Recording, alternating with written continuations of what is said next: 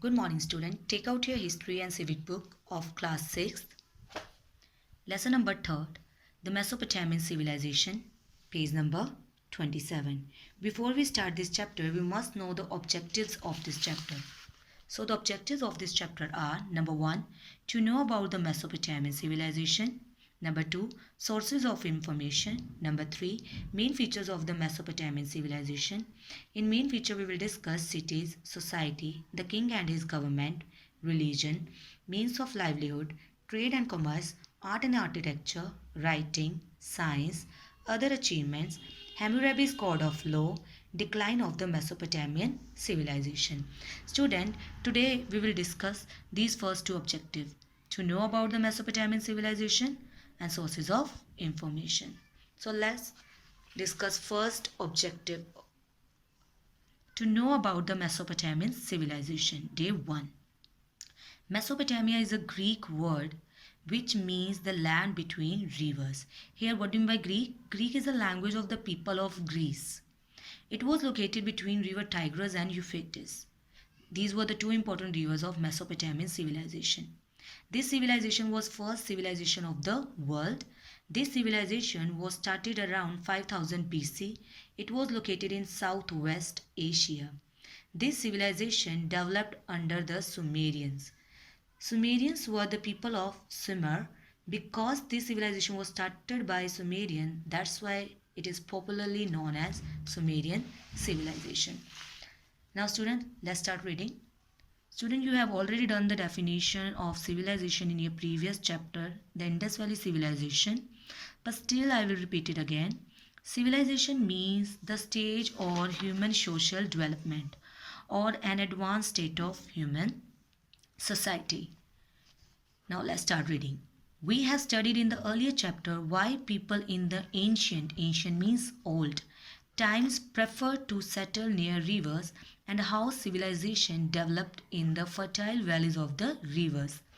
The Egyptian civilization developed in the valley of river Nile. Similarly, the Mesopotamian civilization flourished means developed, along the river Tigris and Euphrates. We shall study about the Mesopotamian civilization in this chapter. The Mesopotamian civilization. The term Mesopotamia is derived means taken, to Greek word mesos means middle and potamus mean river. It specifically refers to the land between the Tigris and Euphrates river. At present, Mesopotamia corresponds to the modern day Iraq. Now see the map, student. As I told you, this civilization located between the two rivers, river Tigris and river Euphrates. These two rivers rises from the mountain of Turkey and drain themselves into Persian Gulf. That's why this area was very suitable for Mesopotamians, a very fertile land.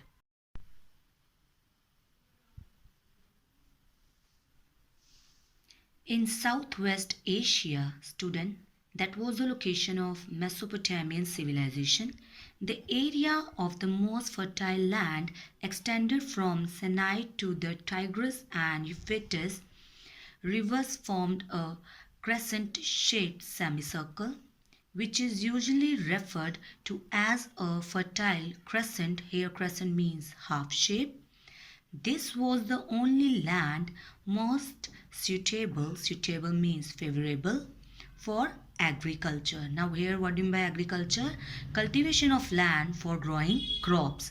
In the whole of Southwest Asia, the Tigris and Euphrates rivers rise from the mountain of eastern Turkey. Now student, let's see the map of Fertile Crescent. Here we have the map of Fertile Crescent. The Fertile Crescent extended from Mediterranean coast through the valley of rivers Tigris and Euphrates to the Persian Gulf. That's why this region was very fertile for Mesopotamians. And these two rivers provide water for domestic use, for irrigation, and also provide fertile soil for agriculture. That's why the people of Arabian desert came and settled here.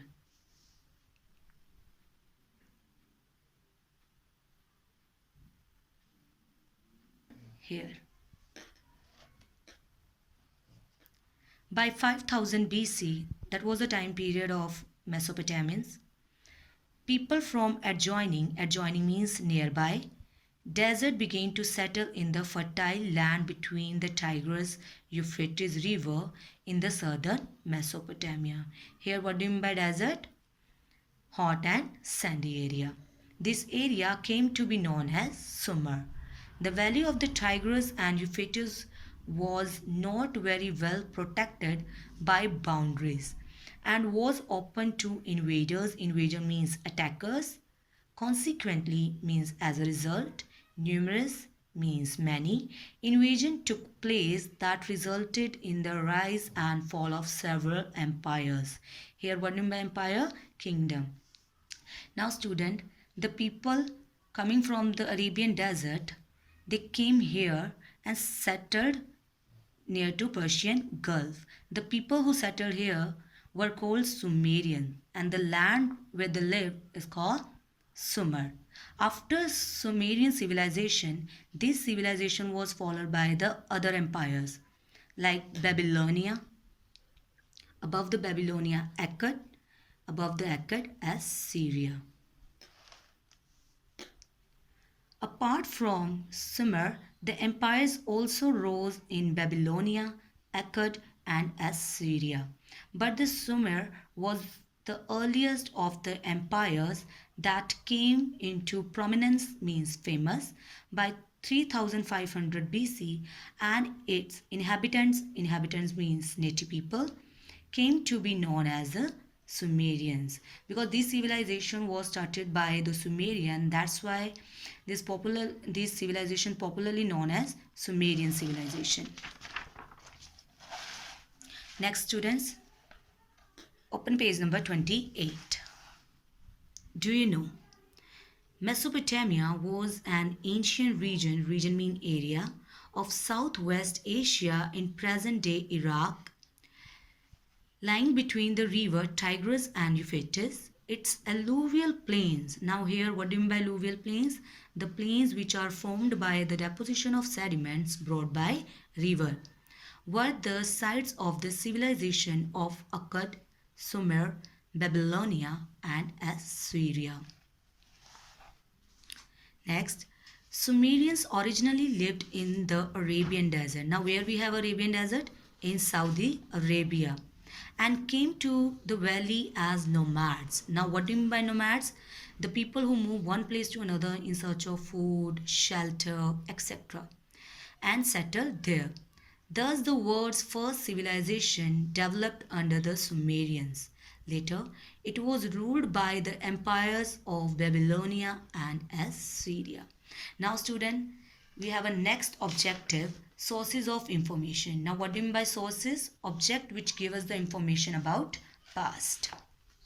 So basically, we have two sources of information of Mesopotamian civilization.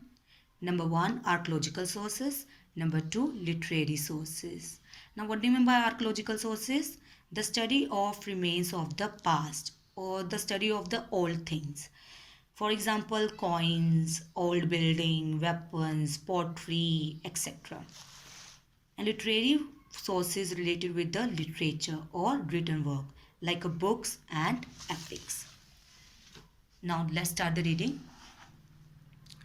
Our knowledge about the Mesopotamian civilization is based on the archaeological sources. Number one is archaeological sources, mainly found at Ur and Kish. Student, these were the two important cities of Mesopotamian civilization. And seals. Here what do you mean by seals? An official stamp. And the literary sources such as the Epic of Gilgamesh. Now student, here the question arises, name the important epic of Mesopotamian, and that was Gilgamesh. Now here, what do you mean by epic? A long narrative poem. Now student, see this picture. This is the picture of Gilgamesh, the epic of Mesopotamians. So student, today we have done Mesopotamian civilization till here. Now just recall, we will recall the terms and cross-question related with this chapter.